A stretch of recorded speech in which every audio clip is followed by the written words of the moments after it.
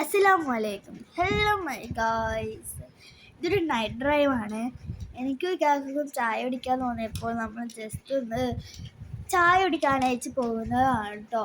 എനിക്ക് ഒത്തിരി ഇഷ്ടമുള്ള ഒരു കാര്യമാണ് നൈറ്റ് ഡ്രൈവ്. നിങ്ങൾക്കും ഇഷ്ടമാണോ? ബാക്കി അവിടെ എത്തിയിട്ട് കാണാം.